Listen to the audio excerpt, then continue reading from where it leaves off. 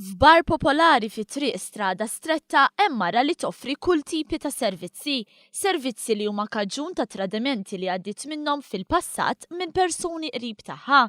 Dan sakemm kollox jinbidel meta ssib Ken f'kittieb li qed jikteb il-Passjoni ta' Kristu.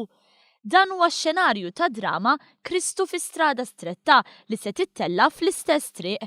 Mimlija simboliżmu, l-attur Carlos Farrugia spjega li din id-drama se tagħti l-ħajja lil persuni li fir-realtà esperjenzaw l-aqwa snin ta' din it-triq. Wara ħafna ħanajdu hekk brainstorming bejni u bejn Joe Gallia, iddeċidejna li tkun strada stretta l-belt għal xiex.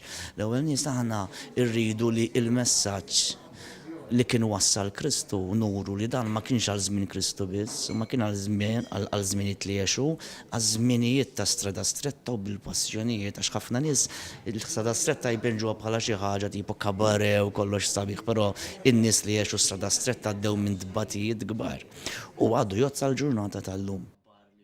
Kristu fi strada stretta se tittella b'kollaborazzjoni ma' Fondazzjoni Valletta 18. Dan se jservi bħala mezz ta' riġenerazzjoni ta' din it-triq.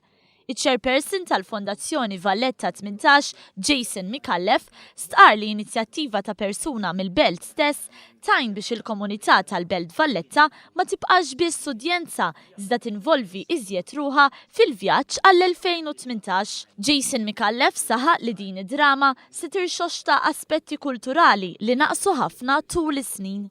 Naħseb proġett bħal dan jagħti tifsira oħra dak li lna ngħidu bħala fondazzjoni, riġenerazzjoni ekonomika, soċjali u kulturali ta' strada stretta ma tfissirx biss riġenerazzjoni ta' tisbieħ infrastrutturali, ma tfisser riġenerazzjoni ta' awmien, pereżempju f'dal każ ta' teatru ta' triq. Id-drama se tittella lejn l-aħħar ta' Marzu u l-biljetti jistgħu jinkisbu minn St. James Cavalier.